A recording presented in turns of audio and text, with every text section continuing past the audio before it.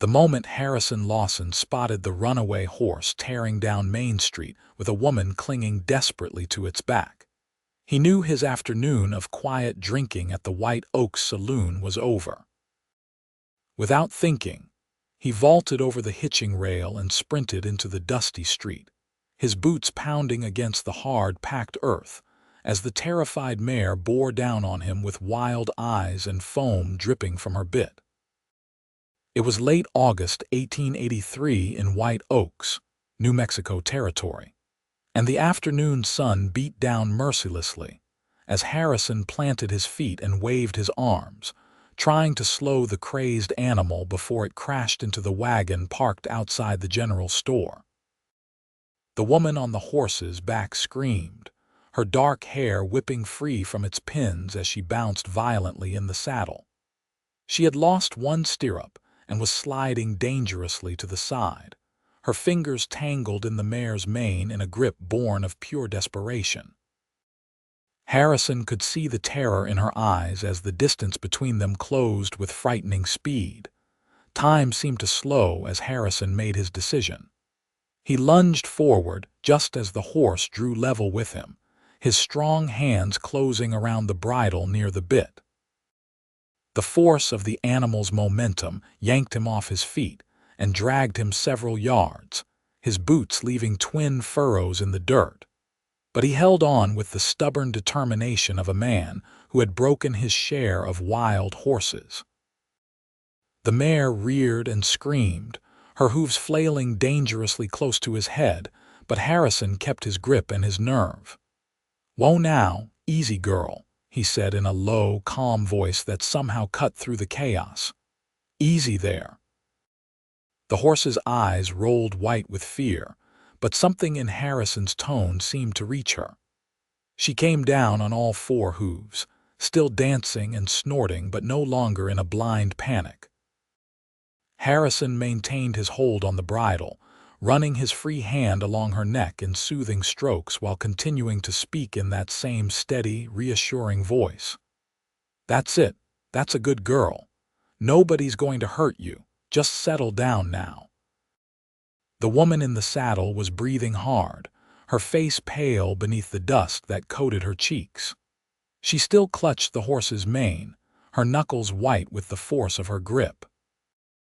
Harrison glanced up at her, taking in the expensive cut of her riding habit, now rumpled and torn at one sleeve, and the quality of the silver brooch pinned at her throat.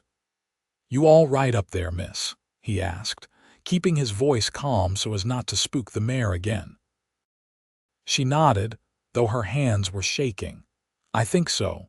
I cannot seem to let go." "That's just fine.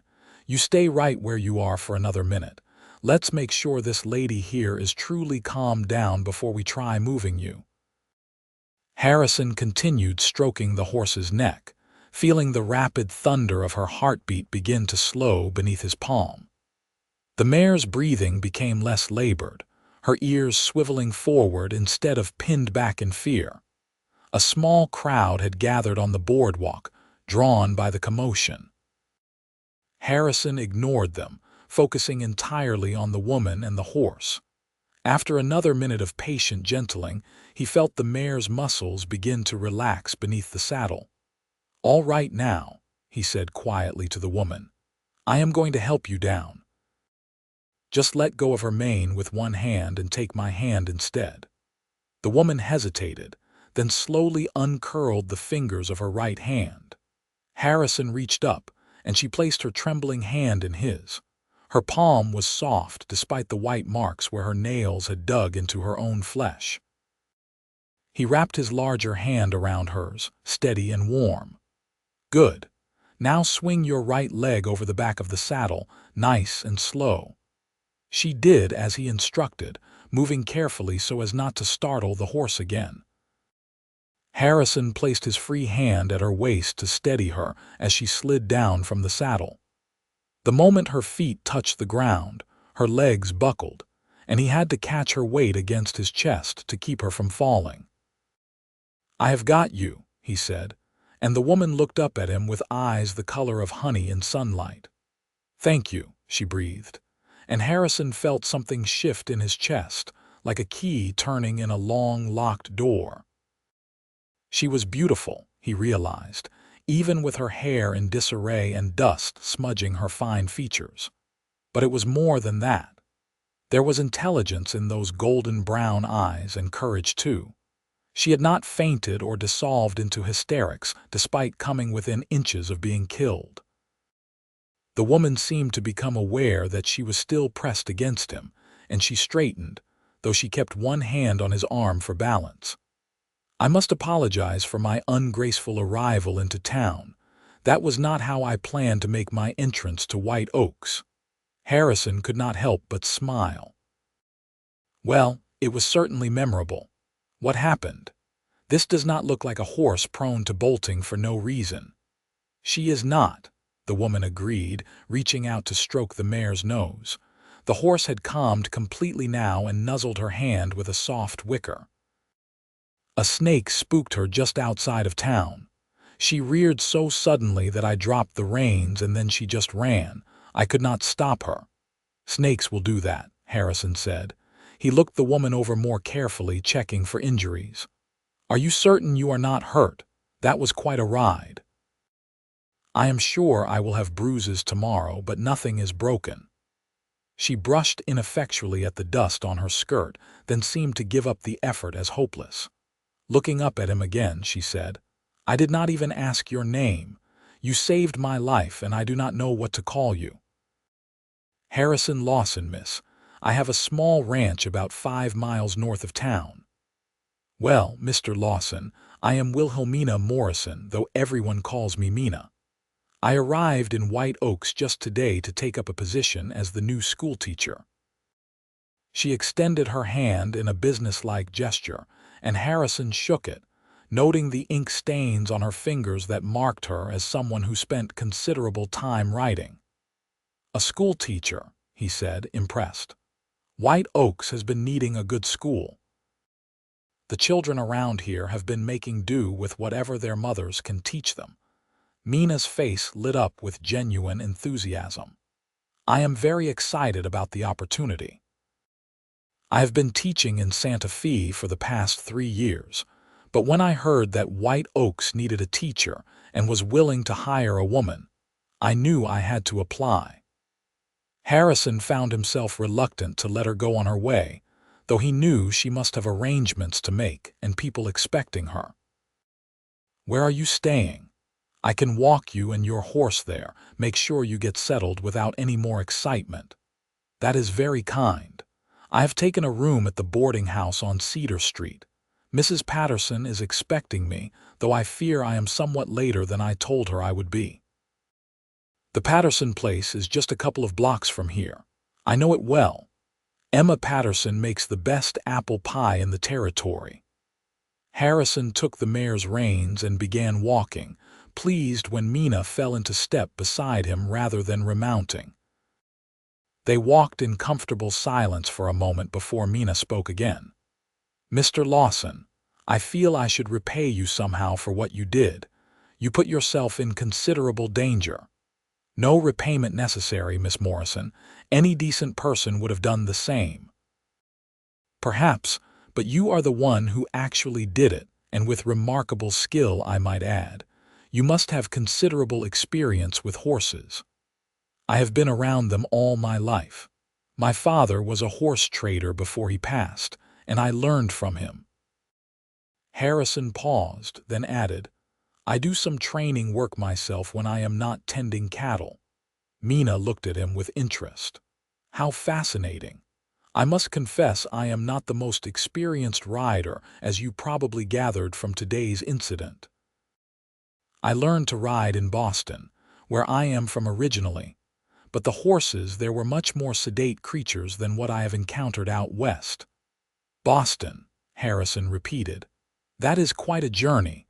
What brought you all the way from Massachusetts to New Mexico territory?" "Adventure, I suppose, and the desire to be useful. There are plenty of teachers in Boston, but out here there is real need. I wanted to make a difference." She smiled at him, and Harrison felt that strange sensation in his chest again. though I am beginning to think I may have bitten off more than I can chew, as they say. I think you will do just fine, Miss Morrison. Anyone brave enough to come out here alone has the backbone to handle whatever comes." They had reached the boarding house, a neat two-story structure with a wide porch and cheerful yellow curtains in the windows. Before Harrison could knock, the door flew open and a plump woman with graying hair bustled out. "Mercy me, is that you, Miss Morrison?" I was beginning to worry something had happened. "And what on earth have you gotten into? You look like you have been dragged behind a wagon." "Not dragged, Mrs. Patterson, but nearly thrown from my horse. This is Mr. Lawson. He saved me from a very nasty accident." Mina turned to Harrison with a warm smile. "I truly cannot thank you enough." Harrison touched the brim of his hat. "It was my pleasure, miss. I am just glad I was there." Mina hesitated, clearly wanting to say more. Then she seemed to make up her mind about something. "Mr. Lawson, can I repay you with supper? It is the least I can do, and I would very much enjoy continuing our conversation." The invitation surprised him, but Harrison found himself nodding before he had fully thought it through. "I would like that, Miss Morrison. I would like that very much." "Wonderful. Shall we say tomorrow evening at 6? Mrs. Patterson has graciously offered me use of her dining room for entertaining. Tomorrow at 6 it is." Harrison touched his hat brim again and took his leave, leading the mare to the small stable behind the boarding house before heading back to his own horse, still tied outside the saloon. As he rode north toward his ranch, he could not stop thinking about Wilhelmina Morrison's honey-colored eyes and the way she had looked at him with such gratitude and something else, something that made his pulse quicken. He had not felt this way about a woman since Mary Beth had broken their engagement 2 years ago to marry a banker from Albuquerque. Harrison had thought himself done with romance after that, content to focus on building up his ranch and living a quiet life. But one look from Mina Morrison had shaken that contentment like an earthquake, and he was not entirely sure what to do about it. The next day seemed to crawl by with agonizing slowness. Harrison found himself checking his pocket watch far too often as he went about his chores, feeding his small herd of cattle, mending fence posts, and breaking in a young gelding he had acquired from a neighbor. He told himself he was being foolish, that this was just a simple supper to say thank you, nothing more. But that did not stop him from taking extra care with his appearance when he finally washed up and changed into his best shirt and trousers. The sun was just beginning to sink toward the western horizon when Harrison rode back into White Oaks. The town was quieter than it had been the day before, most folks already home for their evening meals. He tied his horse outside the boarding house and stood for a moment gathering his courage before climbing the porch steps and knocking. Mrs. Patterson answered, her round face creasing into a knowing smile. "Mr. Lawson, right on time. Come in, come in. Miss Morrison is just putting the finishing touches on the meal." Harrison stepped into a tidy parlor filled with comfortable furniture and the mouth-watering smell of roasted chicken. Mrs. Patterson led him through to a small dining room where a table had been set for two with what were obviously the landlady's best dishes, and a vase of wildflowers as a centerpiece. Mina emerged from the kitchen carrying a platter, and Harrison's breath caught. She wore a dress of deep blue that brought out the golden tones in her eyes, and she had arranged her dark hair in an elegant twist that left a few curls trailing artfully down her neck. She looked nothing like the disheveled woman he had pulled from a runaway horse, and yet he thought she had never been more beautiful than at this moment, with flour on one cheek and a slightly anxious expression as she set the platter on the table. "I hope you are hungry, Mr. Lawson." "I may have gotten a bit carried away. Mrs. Patterson was kind enough to let me use her kitchen, and I wanted to show my appreciation properly. It looks wonderful, Miss Morrison, and please call me Harrison. Only if you call me Mina. She smiled at him, and Harrison felt warmth spread through his chest. They sat down to a meal of roasted chicken, potatoes, fresh bread, and green beans, with apple pie for dessert that Mina confessed she had actually purchased from Mrs. Patterson because her own baking skills were not quite up to the task. Harrison found himself relaxing as they ate, drawn in by Mina's quick wit and easy conversation. She told him about her childhood in Boston, the daughter of a professor at Harvard who had encouraged her education, even though many people thought it improper for a woman. She spoke about her decision to move west after her parents died within a year of each other, leaving her alone and wanting a fresh start somewhere she could be useful. "I know it probably seems strange to most people here," she said, pushing a potato around her plate. "A woman alone, traveling all this way to teach in a rough mining town, but I needed to do something meaningful with my life, something that mattered." "It does not seem strange to me," Harrison said honestly. "It seems brave, and White Oaks is lucky to have you." "What about you?" Mina asked. "Have you always lived in New Mexico Territory, born and raised?" "My father came out here in the 50s before I was born, looking to make his fortune in cattle. He never got rich, but he built a good life. My mother passed when I was 10, and it was just my father and me after that. He taught me everything he knew about horses and cattle before he died 5 years ago. I am sorry for your loss. It must have been hard, losing both your parents." "It was, but the ranch gives me purpose, something to work for. I have been building it up slowly, adding cattle when I can, improving the land. It is a good life, even if it gets lonely sometimes." The words were out before Harrison could stop them, and he felt his ears grow warm. He had not meant to reveal quite so much, but Mina did not seem put off.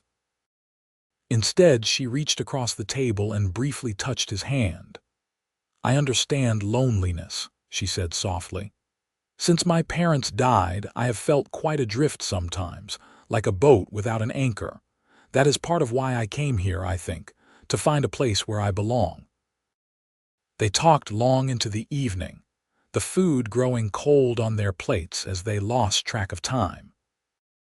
Harrison found himself telling Mina things he had never shared with anyone, about his dreams for the ranch, his love of watching thunderstorms roll across the plains, his secret enjoyment of poetry even though the other ranchers would rib him mercilessly if they knew. Mina in turn confessed her fear that she would not be a good enough teacher, her love of astronomy, her terrible singing voice that made her the despair of her church choir back in Boston. When Harrison finally noticed the darkness outside the windows and realized how late it had gotten, he reluctantly pushed back from the table. "I should go. I have kept you far too long." "Not at all," Mina said, but she rose as well.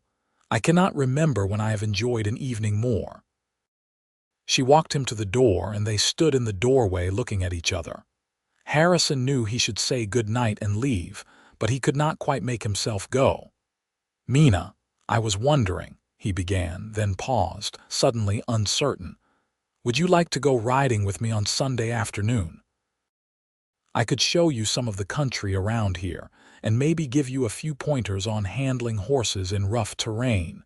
Her face lit up with genuine pleasure. "I would love that, Harrison. Thank you. I will come by around 1 o'clock if that suits you." "That suits me perfectly." Harrison touched his hat brim and descended the porch steps, conscious of her watching him until he mounted his horse and rode into the darkness. His heart felt lighter than it had in years, and he found himself grinning like a fool all the way home. Sunday arrived with clear skies and a pleasant breeze that took the edge off the late summer heat. Harrison arrived at the boarding house promptly at 1, leading a gentle mare he had borrowed from a neighbor. He had chosen the horse carefully, wanting something calm and steady for Mina after her frightening experience. She came out dressed in a practical split riding skirt that Harrison suspected had raised a few eyebrows among the more conservative residents of White Oaks. Her eyes went to the mare and she smiled. "What a pretty horse. What is her name?" "This is Daisy. She belongs to Tom Henderson at the feed store. He assures me she is the calmest horse in the territory, and I believe him. I have seen children ride her without incident." "Perfect," Mina said, coming down the steps. Harrison helped her mount, noting that her seat was much better when the horse was standing still than it had been when bouncing along at a gallop. They rode out of town heading northeast, taking a well-worn trail that led up into the foothills. Harrison kept their pace easy, pointing out landmarks and sharing bits of local history. Mina proved to be an attentive student, asking questions about everything from the different types of cacti to the best ways to read the weather in the western sky. After about an hour, they reached a spot Harrison had particularly wanted to show her. A small creek tumbled down from the hills, creating a green oasis in the otherwise dry landscape. Cottonwood trees provided shade, and wildflowers bloomed along the water's edge despite the late season. "Oh, Harrison, it is beautiful," Mina breathed as they dismounted. "I thought you might like it. I come here sometimes when I need to think. It is peaceful." They let the horses drink while they sat on a fallen log near the water. Mina removed her hat and let the breeze cool her face, and Harrison took the opportunity to simply look at her. The sunlight caught in her dark hair, bringing out hints of auburn he had not noticed before. A faint flush colored her cheeks from the ride, making her look vibrant and alive. "Harrison, can I ask you something?" Mina said, turning to face him, "Of course. Why did you never marry? A man like you with your own land and such kind ways, I would think women would be lining up." Harrison laughed, though it sounded bitter even to his own ears. "There was someone once. Mary Beth was her name. We were engaged, had everything planned. Then she met a banker from Albuquerque who could offer her a big house in town and all the fine things I could never afford on a rancher's income. She broke it off 6 weeks before the wedding." "Oh, Harrison. That must have hurt terribly." "It did at the time, but looking back, I think we would have made each other miserable. She wanted a life I could never give her, and I wanted a partner who loved this land the way I do. We were not suited." "Have you been alone since then?" "Mostly. I courted a widow for a few months last year, but we both realized pretty quickly that we were just going through the motions, trying to cure loneliness rather than actually caring for each other. We parted as friends." He looked at Mina carefully. "What about you? Surely you left behind a string of broken hearts in Boston." Mina shook her head. "My father scared off most potential suitors with his high expectations. He wanted me to marry someone worthy of my education and intelligence, as he put it. The few men who did court me seemed more interested in my father's connections at the university than in me. After he died, I decided I would rather be alone than settle for someone who did not truly see me." "I see you," Harrison said quietly. The words hung in the air between them, weighted with meaning. Mina met his eyes, her expression serious. "I know you do. That is what makes you different." Harrison reached out and took her hand, marveling at how right it felt when her fingers curled around his. They sat like that for a long time, not speaking, just listening to the burble of the creek and the rustle of leaves overhead.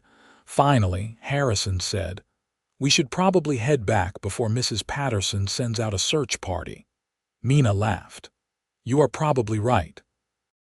She is very protective of my reputation." They rode back to town slowly, neither wanting the afternoon to end. When they reached the boarding house, Harrison helped Mina dismount, his hands lingering at her waist perhaps a moment longer than strictly necessary. "Thank you for this afternoon," Mina said. "I feel like I understand this place better now, and I feel less afraid of it." "You never need to be afraid, not while I am around," Harrison said. Then, gathering his courage, he added, "Mina, may I call on you? Properly, I mean. I know we have only just met, but I would very much like to spend more time with you." "I would like that too," Mina said softly. "Very much." Over the following weeks, Harrison and Mina fell into a comfortable pattern. He came into town every few days, timing his visits for when Mina had finished her work at the small schoolhouse the town had provided. They would walk together through white oaks, talking about everything and nothing. Sometimes they ate supper at the boarding house, other times at the small restaurant near the hotel. On Sundays, they went riding, and Harrison continued teaching Mina the skills she needed to handle herself in rough country. The town began to notice their courtship, of course. In a place as small as White Oaks, little happened without everyone knowing about it. Most folks seemed pleased, happy to see their new schoolteacher settling in, and their bachelor rancher finally showing interest in someone again. But there were a few who clucked their tongues disapprovingly, worried about what it meant for the school if the teacher got married and had to tend to a home instead. Mina weathered the gossip with grace, focusing on her students and her growing feelings for Harrison. The children in her classroom ranged from 6 to 14 years old, and she threw herself into teaching them with passionate dedication. She told Harrison about their progress in their evening conversations, her face glowing with pride when one of her struggling readers finally mastered a difficult passage, or when her oldest student successfully worked through a complex mathematics problem. Harrison found himself falling more deeply in love with her with each passing day. He loved the way she pushed a stray curl behind her ear when she was concentrating. He loved her laugh, bright and uninhibited. He loved how she asked him about his work with genuine interest, remembering details he mentioned in passing and following up on them weeks later. He loved the way she fit against his side when they walked together, as if she had been made to be there. One evening in early October, as they sat on the porch swing at the boarding house watching the sun set, Harrison knew he could not wait any longer. He had been carrying his grandmother's ring in his pocket for 2 weeks, waiting for the right moment.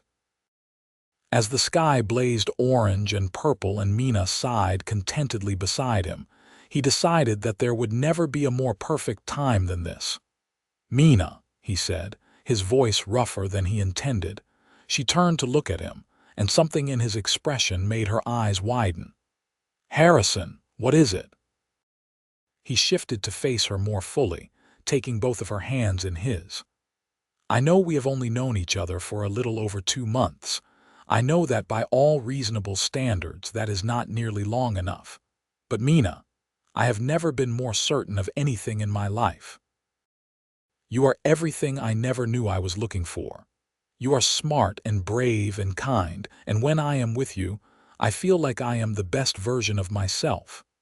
I love you, Mina Morrison, and I want to spend the rest of my life showing you how much." He pulled the ring from his pocket with trembling fingers. It was a simple gold band set with a small sapphire, worn smooth by his grandmother's years of wearing it. "This belonged to my grandmother. She wore it for 50 years of marriage to my grandfather. I know it is not much, but it would mean the world to me if you would wear it now. Mina, will you marry me?"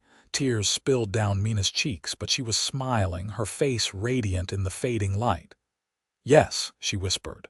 Then louder, "Yes, Harrison, I will marry you. I love you too. I have loved you since the moment you pulled me off that horse and looked at me like I was something precious that needed protecting." Harrison slipped the ring onto her finger, and then he was kissing her, pouring all his love and hope and dreams for their future into the press of his lips against hers. Mina kissed him back with equal fervor, her arms coming up to wrap around his neck, and Harrison thought his heart might burst from sheer happiness. They were married in November in the small church at the center of white oaks, with what seemed like the entire town in attendance. Mina wore a dress of cream silk that she had ordered from Santa Fe, and Harrison wore a new suit that made him feel like a stranger in his own skin, until he saw the way Mina looked at him and stopped caring what he was wearing. The ceremony was simple but heartfelt. When the preacher asked if Harrison would take Mina to be his lawfully wedded wife, his "I will" rang out clear and strong, leaving no doubt in anyone's mind about his commitment. Mina's voice shook slightly as she made her own vows, but her eyes never left Harrison's face, and he could read the love shining in them as clearly as words on a page. Mrs. Patterson hosted the wedding supper at the boarding house, laying out a feast that must have taken her days to prepare. There was roasted beef and ham, potatoes and vegetables, fresh bread and preserves, and 3 different kinds of pie. The whole town seemed to have turned out, bringing their own contributions to the meal and their heartfelt congratulations to the newlyweds. Tom Henderson from the feed store pulled Harrison aside at one point, clapping him on the shoulder with a grin. "You are a lucky man, Harrison Lawson. That bride of yours is something special." "Do not I know it," Harrison replied, his eyes finding Mina across the room where she stood talking with some of her students and their mothers. As if sensing his gaze, she looked up and smiled at him, and Harrison felt that now familiar warmth spread through his chest. As the evening wore on and the celebration began to wind down, Harrison and Mina finally made their escape to the ranch that would now be their home. Harrison had spent the past week frantically preparing, cleaning every corner of the small ranch house, buying new curtains and bedding, trying to make it worthy of the woman who would now share it with him. Mina stood in the doorway of what was now their bedroom, looking around with shining eyes. Harrison had placed candles on every surface, filling the room with soft golden light. A vase of wildflowers, the last blooms of the season that he had ridden an hour to find, sat on the dresser. "Harrison, it is perfect," she said softly.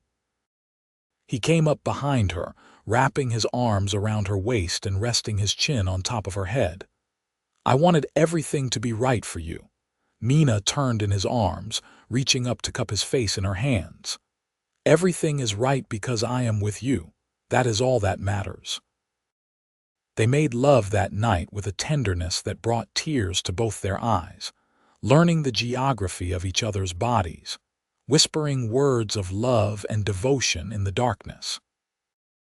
Afterward, Harrison held Mina close, listening to her breathing slow and even out as she drifted off to sleep, and thanked whatever force of fate had sent a runaway horse charging down Main Street and brought this extraordinary woman into his life. The first months of marriage brought adjustments for both of them.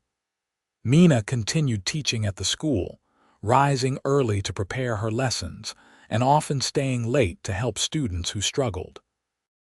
Harrison worried about her riding to and from town alone, especially as winter approached, but Mina insisted she was perfectly capable of managing the journey. "You taught me well," she reminded him. "And Daisy is the calmest horse in the territory, remember."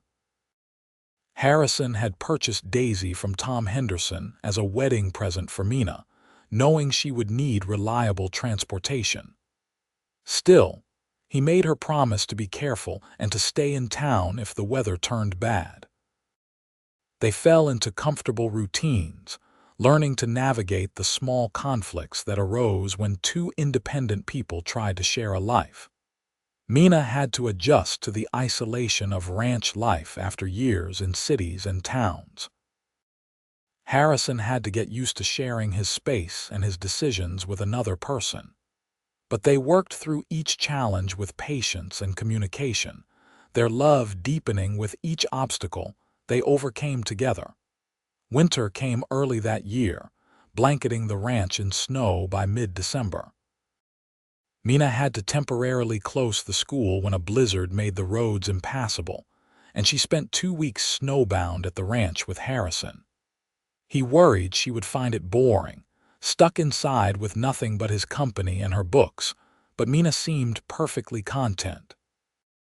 "This is wonderful," she told him one evening as they sat by the fire, her feet in his lap while he rubbed warmth back into them after she had insisted on going out to help him feed the cattle.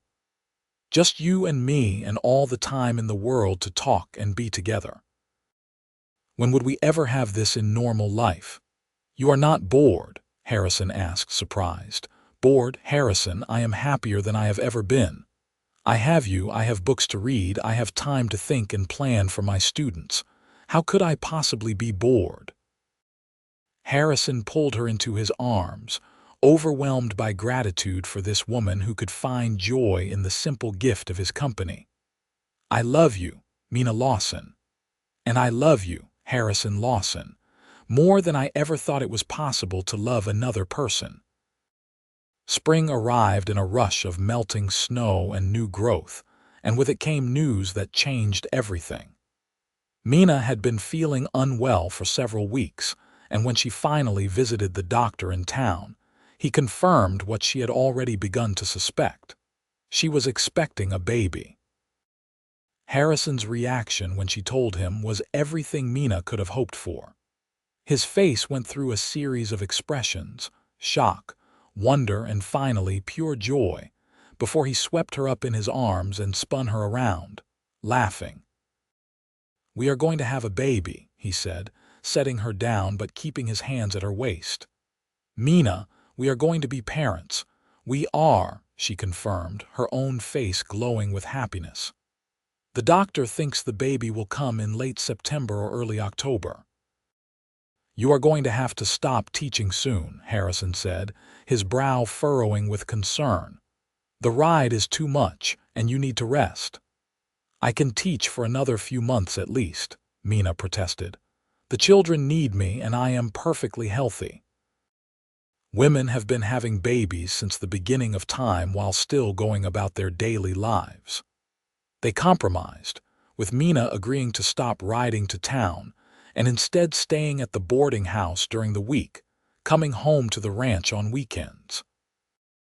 Harrison hated being separated from her, but he knew she was right about the children needing her, and he was proud of her dedication to them.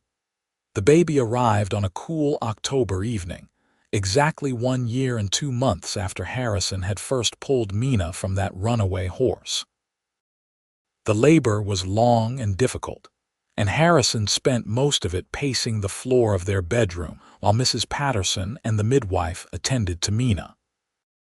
Every cry of pain that came from behind the closed door made him flinch, and he found himself praying to a God he was not entirely sure he believed in, bargaining everything he had for Mina and the baby to come through safely.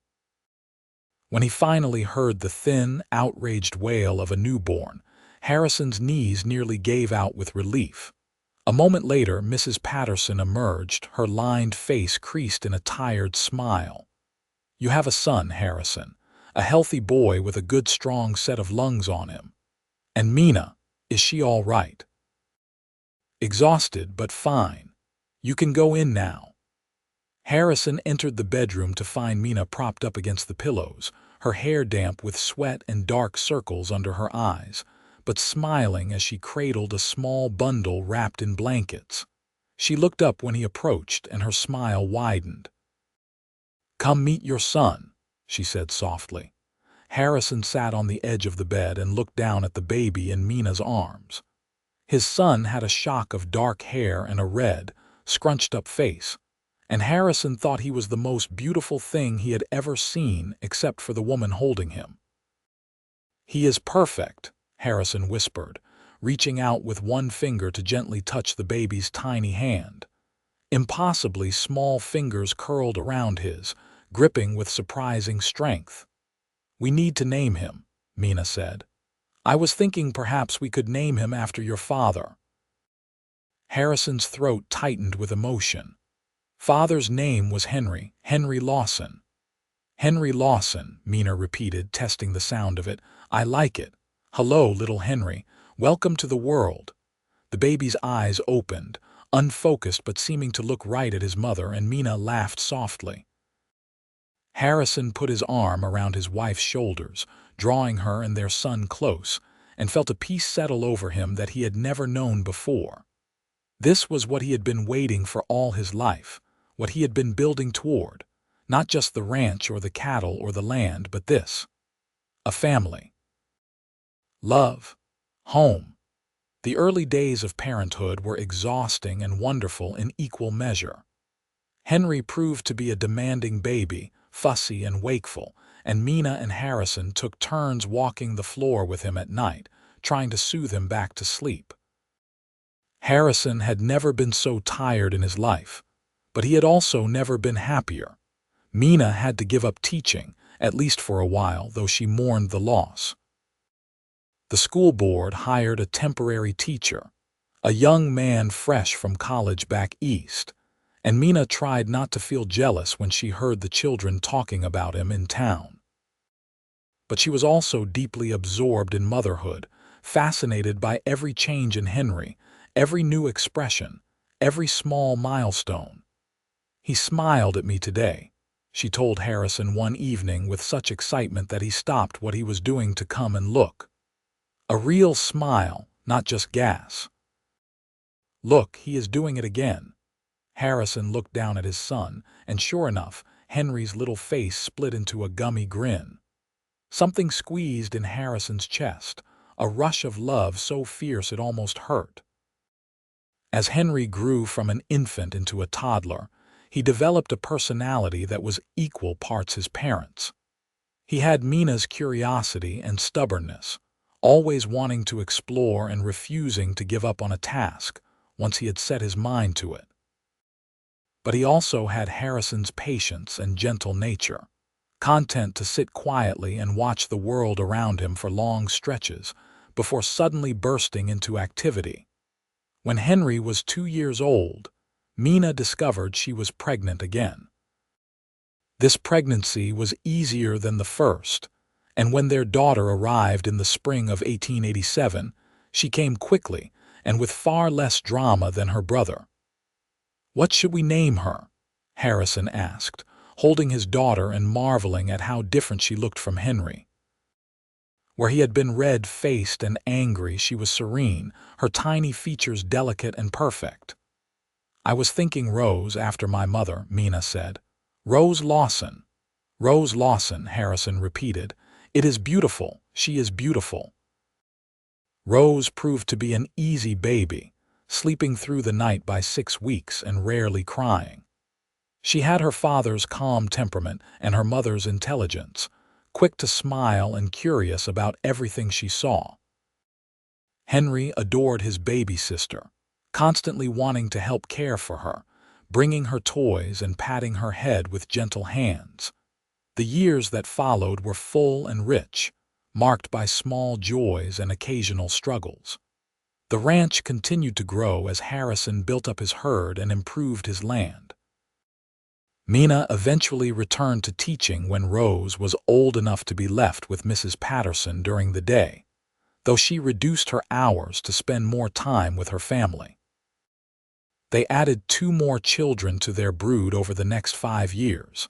Another son they named William, and a daughter they called Charlotte. The ranch house, which had seemed plenty big for just Harrison, became cramped and loud with the sounds of 4 children, and Harrison spent a summer building an addition, adding bedrooms and expanding the kitchen. We are going to need a bigger table soon, Mina observed one evening, surveying their children as they ate supper. Henry was 8 now, helping his father with ranch work and showing a natural talent with horses. Rose at 6 was her mother's shadow, always with a book in hand and asking endless questions. William at 4 was the wildest of the bunch, fearless and energetic, and Charlotte, just 2, toddled between her siblings, getting into everything and charming them all with her gap-toothed grin. "I will build one," Harrison said, looking at his wife with so much love he thought his heart might burst. Mina's hair had threads of silver in it now, and fine lines bracketed her eyes and mouth, but she was even more beautiful to him than she had been that first day. Time and motherhood had only deepened her beauty, adding character and strength to her features. "You always say you will build things," Mina teased. "And then somehow I end up helping, and we both know I have no talent for carpentry.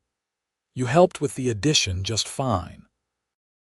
I handed you nails and occasionally hit my thumb with the hammer. That is not helping, that is just being in the way."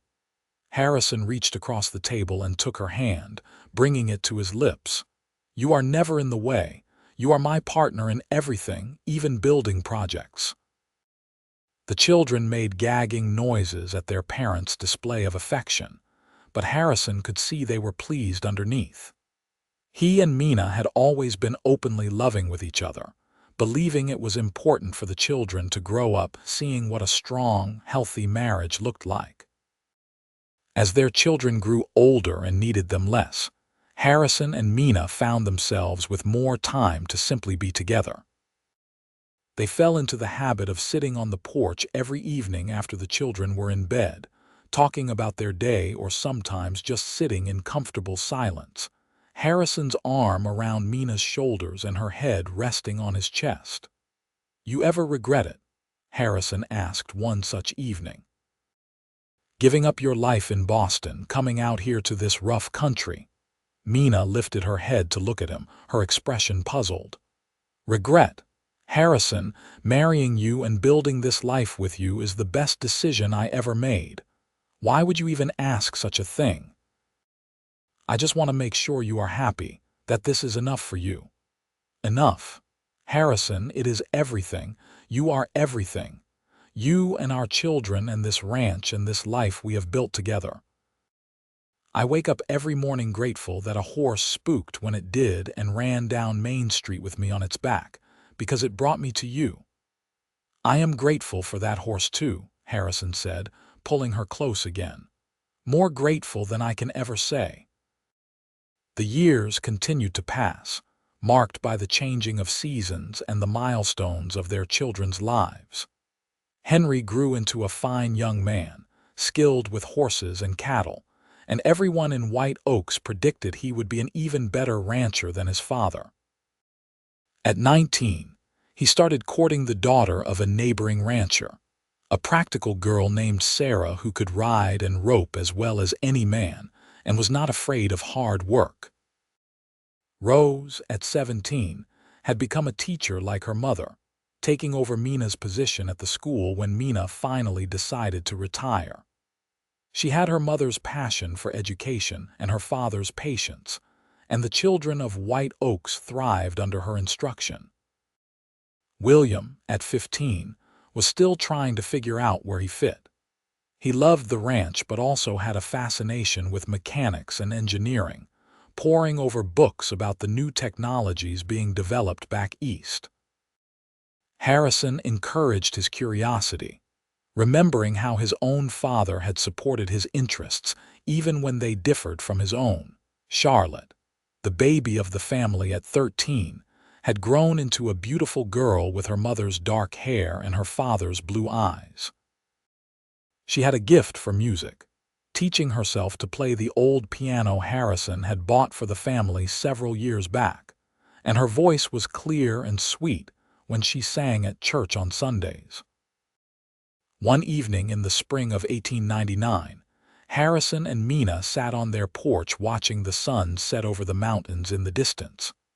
They were both in their 40s now, their children mostly grown, their hair more silver than dark. But when Mina reached for Harrison's hand, he felt the same thrill he had felt the first time they touched, that sense of rightness and coming home. "You remember the day we met?" Mina asked, a smile playing at the corners of her mouth. "Like it was yesterday. You came charging down Main Street on that runaway horse, looking terrified and determined in equal measure. I knew right then and there that you were going to turn my life upside down. You grabbed that bridle like it was nothing, so calm and sure. I thought you were the bravest man I had ever seen. I was scared to death, Harrison admitted. That horse could have killed us both, but I could not let anything happen to you. My knight in dusty cowboy boots, Mina teased. And then I asked if I could repay you with supper, never knowing that simple meal would change everything. Best supper I ever had, Harrison said. Best decision you ever made. Second best, Mina corrected. The best was saying yes when you asked me to marry you. They sat in comfortable silence for a while, listening to the sounds of evening settling over the ranch. From inside the house came the sound of Charlotte practicing the piano and William arguing with Rose about something. Normal, everyday sounds that Harrison had learned to cherish. Harrison. Mina said softly. Yes, love, thank you. For what? For giving me this life. For loving me the way you do. For our children and this home and every moment we have shared. For making every single day feel like a gift. Harrison pulled her close, pressing a kiss to the top of her head. I should be thanking you. You took a chance on a rough cowboy who did not have much to offer beyond a small ranch and a heart full of love. You had everything I needed, Mina said. You still do. As the sun finally dipped below the horizon, painting the sky in shades of orange and purple and pink, Harrison reflected on the journey that had brought them here. 16 years since he had grabbed the bridle of a runaway horse and looked up into honey-colored eyes that had stolen his heart. 16 years of building a life together, of joy and struggle, of children and growth and deepening love. He thought about that younger version of himself, alone and lonely, nursing a beer at the saloon and thinking his chance at love had passed him by.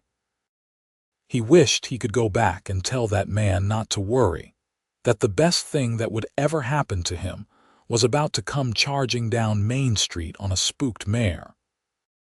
But then again, maybe that version of him had needed to go through all of it, the heartbreak and the loneliness, so he could truly appreciate the gift he had been given when Mina Morrison entered his life. What are you thinking about? Mina asked, tilting her head to look up at him. Just counting my blessings, Harrison said, and thanking God for runaway horses. Mina laughed, that bright, uninhibited sound that never failed to make Harrison smile. I love you, Harrison Lawson. I love you too, Mina Lawson. Today, tomorrow, and every day after for as long as we both shall live. They sat there as full darkness fell, wrapped in each other's arms, two people who had found in each other everything they had been searching for. The ranch was quiet around them, the cattle settled for the night, the horses dozing in their stalls. Inside, their children were growing into the people they would become, carrying forward the legacy of love and commitment their parents had shown them. It was not a perfect life. There had been hard times, lean years when the cattle prices fell or the weather turned bad. There had been illnesses and injuries, arguments and misunderstandings. But through it all, Harrison and Mina had faced everything together, their love growing stronger with each challenge they overcame. As Harrison sat there with his wife in his arms and his children safe under his roof, he thought about all the paths his life could have taken. He could have been killed grabbing that runaway horse all those years ago. Mina could have politely thanked him and gone on her way, never looking back. Either of them could have been too afraid to take a chance on something that felt too good, too fast, too intense to possibly be real, but they had been brave. They had taken the leap. And they had built something beautiful together, a love that had lasted through the years and would continue lasting, a foundation that would outlive them both through the children they had raised and the life they had created. The stars began to appear overhead, scattered across the vast New Mexico sky like diamonds on velvet. Harrison remembered Mina telling him during their courtship that she loved astronomy, loved thinking about the vastness of the universe and their small place in it. He had not understood then, but he did now. Their love was like those stars, just one small light in the great darkness, but burning bright and steady, a beacon for others to steer by.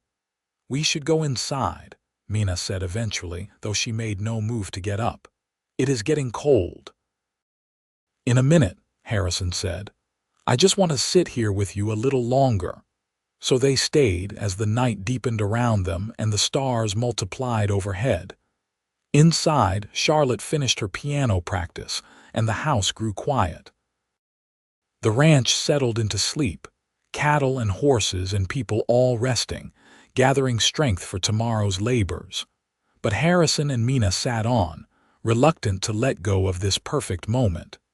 Because that was what love was, Harrison thought. Not just the grand gestures or the passionate declarations, but these quiet moments of peace and contentment, sitting with the person who knew you best in all the world and feeling completely at home. Eventually, the cold drove them inside, where they banked the fire and checked on their sleeping children before retiring to their own room. As they lay in bed, Mina curled against Harrison's side like she had been doing for 16 years. He sent up a silent prayer of gratitude for the gift he had been given. The next morning dawned bright and clear, and Harrison woke to find Mina already up and starting breakfast. He dressed quickly and joined her in the kitchen, stealing a kiss as she stirred a pot of oatmeal on the stove. "What was that for?" she asked, smiling. "Do I need a reason to kiss my wife? I suppose not," Mina conceded, "but I am not complaining." The children began to emerge from their rooms, sleepy-eyed and hungry, and the morning descended into the usual controlled chaos of getting everyone fed and ready for their day. Harrison watched it all with a full heart, committing every detail to memory, knowing that these ordinary moments were actually extraordinary in their own way. After breakfast, Harrison went out to tend to the stock while Henry helped and William headed to town for his apprenticeship with the blacksmith, having finally decided to pursue his interest in mechanics. Rose left for the schoolhouse, and Charlotte settled in with her books, preparing for her own studies. Mina stood in the doorway watching them all go, and when Harrison looked back, he saw her silhouetted against the morning light, still beautiful, still the woman who had captured his heart with one look from honey-colored eyes. He walked back to her, took her hand, and led her inside, closing the door on the world for just a moment. Because that was what they did, Harrison and Mina. They made time for each other, carved out moments of connection in the midst of busy days, remembered always that their love was the foundation everything else was built on. Years continued to pass, and their children grew into adults, creating lives of their own. Henry married his Sarah and took over more of the day-to-day running of the ranch, eventually building a house on the far side of the property where they started their own family. Rose married a lawyer from Santa Fe and moved to the city, though she visited often, bringing her own children to visit their grandparents. William became a successful engineer, working on the railroad and traveling throughout the West, but always coming home to New Mexico territory between jobs. Charlotte surprised everyone by moving to Denver to pursue a career in music, performing in concert halls and teaching voice lessons. Through it all, Harrison and Mina remained the constant center, the heart of their growing family. They became grandparents, then great-grandparents, watching their legacy spread out through the generations. But they never lost sight of each other, never took for granted the love that had sustained them through all the years. On their 25th wedding anniversary, their children threw them a party in the barn at the ranch, decorating it with lanterns and wildflowers, gathering friends and family from across the territory. Harrison and Mina stood together in the middle of it all, overwhelmed by the outpouring of love and the evidence of the life they had built together. "You remember when this barn was brand new?" Mina asked, her head on Harrison's shoulder as they watched their grandchildren run and play. "You had just finished building it the year we got married. I remember everything about those early days with you, every word, every moment." "We have been very lucky, Harrison. We have been blessed," Harrison corrected. "Luck is random chance. What we built, that took work and commitment and love. That was a choice we made every single day." Mina looked up at him, her eyes still that same honey gold that had captivated him 30 years ago, though now framed by deep laugh lines and crow's feet. "And I would make that choice again every single day. You are still the best thing that ever happened to me." "And you are mine," Harrison said, kissing her there in front of everyone, not caring who saw. Their children cheered and their grandchildren giggled, but Harrison barely heard them. All his attention was on the woman in his arms, his wife, his partner, his greatest love, as the party continued around them. Harrison took a moment to step back and really look at what they had created. Not just the ranch, though it was thriving now, bigger and more successful than he had ever imagined it could be. Not just their children, though they were all healthy and happy and building good lives. But the legacy of love they had established, the example they had set of what it meant to truly commit to another person, to work through problems together, to choose love over and over again even when it was hard. He thought about that scared young man who had grabbed a runaway horse all those years ago, who had no idea that the woman on its back would become his entire world. He wished he could tell that young man how it would all turn out, the joy and the love and the family that was waiting for him. But then again, maybe the not knowing had been part of the magic, the leap of faith required to truly open his heart. The party lasted well into the evening, with music and dancing and more food than anyone could eat. Harrison danced with Mina under the lantern light, moving slowly to a waltz played on Charlotte's piano, and felt time seem to bend around them. For a moment, they were young again, newly in love and full of hope for the future. Then the moment passed and they were themselves again, older and wiser but no less in love. As their friends and family began to leave, heading home in wagons and on horseback, calling out their goodbyes and congratulations, Harrison and Mina stood on the porch of their home, watching them go. Their children lingered longest, wanting to help clean up, but Mina shooed them away. "You have done enough," she told them. "This was a perfect celebration and we thank you for it, but go home now to your own families. Your father and I are perfectly capable of cleaning up a few dishes." After everyone had finally gone and the ranch was quiet again, Harrison and Mina worked together to restore order, moving through the familiar rhythms of partnership they had perfected over 25 years. They did not talk much, but they did not need to. The comfortable silence between them spoke of deep understanding and abiding love. Finally, the work was done and they made their way to bed. As they lay in the darkness, Mina reached for Harrison's hand, lacing their fingers together. "Harrison." "Yes, love, promise me something. Anything. Promise me that no matter how many more years we are blessed with, we will never stop choosing each other, that we will never take this for granted."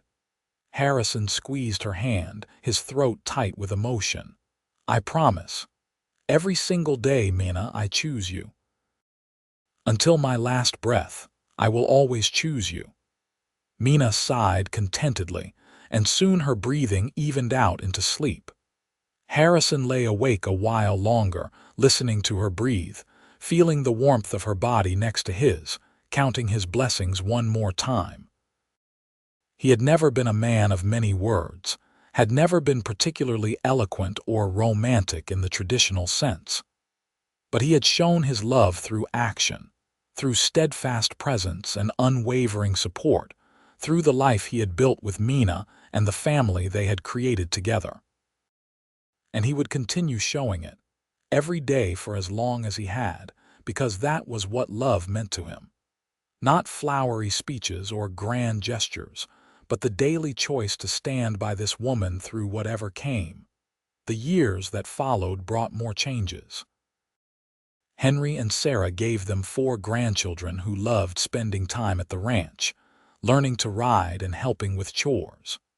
Rose had 3 children who were all bookish like their mother, often spending their visits curled up reading under the cottonwood tree by the creek. William finally settled down in his 40s, marrying a widow with 2 children of her own and making Harrison and Mina instant step-grandparents. Charlotte never married, devoted to her music, but she brought them joy every time she visited with stories of her adventures and performances. As Harrison and Mina grew older, they began to slow down, their bodies no longer capable of the hard physical labor that had filled their younger years. Henry took over full management of the ranch, though Harrison still liked to offer advice and help with the horses when he could. Mina's eyesight began to fail, making reading difficult, so Harrison took to reading aloud to her in the evenings, sharing the books she loved but could no longer manage on her own. But through it all, their love remained constant, the bedrock of their lives. They still sat on the porch every evening when weather permitted, still held hands and talked about their day, still found joy in each other's company after more than 3 decades together. On a warm evening in October of 1914, 30 years almost to the day since they had first met, Harrison and Mina sat in their usual spot on the porch. Harrison was 73 now, his hair completely white, his hands gnarled with arthritis. Mina was 71, her once dark hair now silver, her movements slower but still graceful. "You remember what day it is?" Mina asked, looking out at the sunset. "How could I forget? 30 years ago today I grabbed a runaway horse and found my destiny." "Your destiny," Mina teased. "That is very poetic for you, Harrison Lawson." "You bring out the poet in me," Harrison said, and he meant it. "You always have." They sat in comfortable silence, watching the colors bloom across the sky. Harrison felt a deep contentment settle over him, a sense that his life had been well lived, that he had no regrets, that he had done what he was put on this earth to do, which was to love this woman and build a family with her. "I have been thinking," Mina said softly, "about legacy. About what we leave behind when we are gone. Heavy thoughts for such a beautiful evening. Perhaps, but we are not young anymore, Harrison. It is natural to think about such things." Harrison nodded, acknowledging the truth of her words. "What have you concluded?" "That our legacy is not the ranch as much as we have built it up. It is not even really our children, though they are wonderful. Our legacy is the love we have shown them, the example we have set. It is in the way Henry treats Sarah, with respect and partnership. It is in the way Rose gives her whole heart to everything she does. It is in William's kindness and Charlotte's courage. We taught them what love looks like, Harrison. That is what will outlive us." Harrison felt tears prick his eyes. "You are right. And they will pass it on to their children and their children after that. The love we built together will echo through the generations." "I am glad we found each other," Mina said, resting her head on his shoulder. "I am glad I got on that horse that day. I am glad it spooked. I am glad you were there to save me. I am glad you asked if you could repay me with supper," Harrison replied. "Best question anyone ever asked me." They stayed there until the stars came out. 2 old people who had loved each other well for 30 years and would continue loving each other for however many years remained. The ranch was quiet around them, the 3rd generation of Lawsons now running it with the same dedication and care that Harrison had shown. Inside the house that Harrison had built and expanded over the years, the house that had sheltered their love and their family. A lamp burned in the window, a beacon of warmth and home. It was a small light in the vast darkness, but it was steady and true, just like the love that had created it. Harrison and Mina lived another 10 years together, years marked by increasing frailty but undiminished love. When Mina passed peacefully in her sleep at the age of 81, with Harrison holding her hand, he grieved deeply, but also felt gratitude for the 40 years they had been given. He had loved her well, and she had loved him, and that was enough.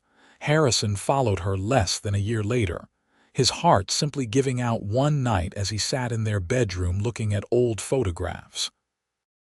His children found him in the morning, a peaceful smile on his face and a picture clutched in his hand.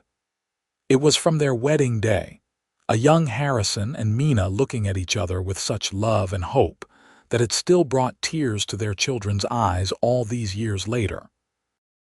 They buried Harrison next to Mina on a hillside overlooking the ranch, under a cottonwood tree that Harrison had planted the year they married. Their children and grandchildren and great-grandchildren gathered to say goodbye, sharing stories of the love their parents and grandparents had shared, the example they had set, the legacy they had left. And on the headstone, beneath their names and dates, their children had inscribed a simple message that captured the essence of their love story.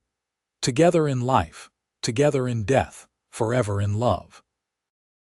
The ranch continued on, passed down through the generations, each one adding to it while respecting what had come before.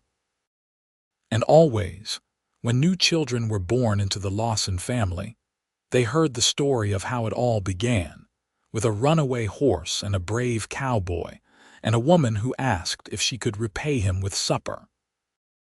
It was a story of love found in an unlikely moment, nurtured through dedication and commitment, and sustained through all the challenges and joys that life brought. It was a story that reminded each new generation that true love was possible, that it was worth fighting for, that it could last a lifetime and beyond. And sometimes, on quiet evenings when the wind blew just right across the ranch, you could almost see them there on the porch, two figures sitting close together, holding hands and watching the sunset, still choosing each other, still in love, still together even in death as they had been in life. Their love had started with a single act of bravery, a hand reaching out to grab a bridle and save a stranger. But it had grown into something far greater, a testament to the power of commitment and partnership, a legacy that would live on in their descendants, a love story for the ages. And it had all begun with a simple question: can I repay you with supper? A question that had changed two lives forever, and created a family that would endure for generations. All because a cowboy saved a woman from a runaway horse in White Oaks, New Mexico territory, on a hot August afternoon in 1883.